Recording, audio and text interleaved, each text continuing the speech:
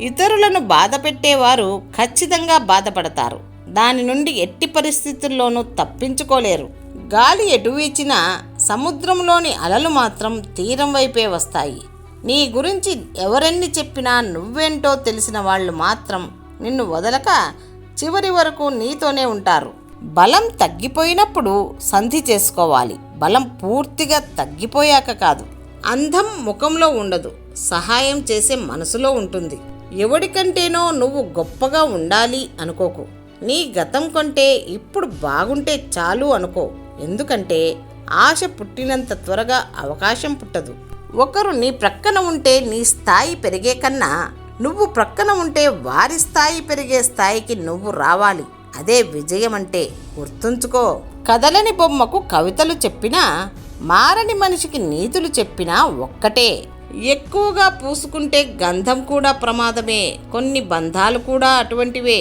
మీకోసం ప్రేమగా ఎదురు చూసే వాళ్లతో రోజులో ఒకసారైనా కాసేపు ప్రేమగా మాట్లాడండి.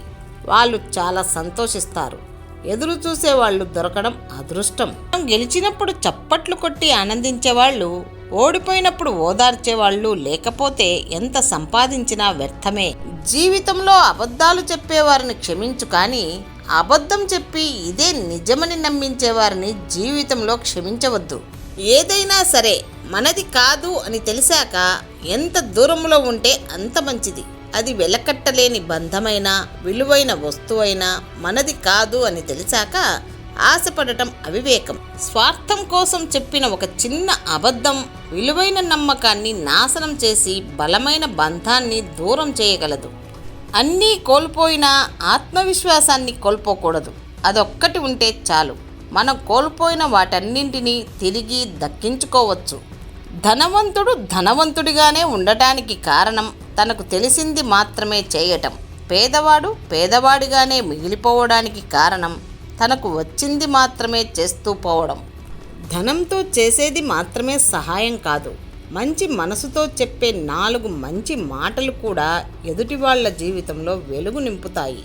మౌనంగా ఉండడం చేతకానితనం కాదు. పట్టించుకోకపోవడం పిరికితనమూ కాదు. ప్రతి ఒక్కరితో పోరాడితే ఒంటికి బురద, మనస్సుకు బాధ తప్ప ఏమీ మిగలవు. తెలుసుకో. చెడ్డవారికి దగ్గరగా ఉన్నా ఏమీ కాదు, కానీ అవసరం కోసం వాడుకునే మనిషికి మాత్రం చాలా దూరంగా ఉండండి. ఎవరైనా మనకంటే కాస్త కింద కూర్చుంటే అది వారి స్థాయి అని భావించరాదు. అది వారి గొప్పతనం కావచ్చుగా. మనం ఎవరిని అయితే చాలా చులకనగా చూస్తామో వారితోనే అత్యవసరం వచ్చేలా దేవుడు చేస్తాడు. జీవితంలో అందరితోనూ అన్నిటితోనూ ఏదో ఒక టైంలో అవసరం పడుతుంది. దూరం నుండి చూస్తే పర్వతం కూడా చిన్నగానే కనిపిస్తుంది. దగ్గరకు వెళ్ళి చూస్తేనే ఎన్ని అవరోధాలు ఉన్నాయో తెలుస్తుంది. ఎదుటి మనిషి యొక్క కష్టాలు వినటానికి చిన్నవిగానే ఉంటాయి. మన వరకు వస్తే గాని తెలియదు వాటి వల్ల పడే బాధ ఎలాంటిదో. మనం ఎంత మార్చాలని ప్రయత్నించినా కొందరి ప్రవర్తన మార్చలేము. అటువంటి వారితో ఎలా ఉండాలో మనం నేర్చుకోవాలి, లేదా వారిని అక్కడితో వదిలేయాలి. కొంతమందికి గర్వం, అహంకారం ఉంటాయి, తప్పులేదు. కానీ ఎవరి మీద ఎప్పుడు చూపించాలో అప్పుడు చూపించాలి. అంతేకాని ఎవరి మీద పడితే వారి మీద చూపిస్తే మాట్లాడడానికి మనుషులు కరువు అవుతారు. జాగ్రత్త సుమా. ఎదుటివారు బాగుపడేందుకు మనం దారి చూపకున్నా పర్వాలేదు, కానీ ఎదుటివారిని నాశనం చేయాలని ప్రయత్నం చేయకూడదు. రేపటి రోజున అదే చెడు కర్మగా మారి మనల్ని జీవితాంతం వేధిస్తుంది. భర్త సంపాదనను, భార్య ధరించే నగలను ఆనందం బట్టి చెప్పవచ్చు. భర్త ఇచ్చే ప్రేమ భార్య చూపే ప్రేమను బట్టి ఉంటుంది.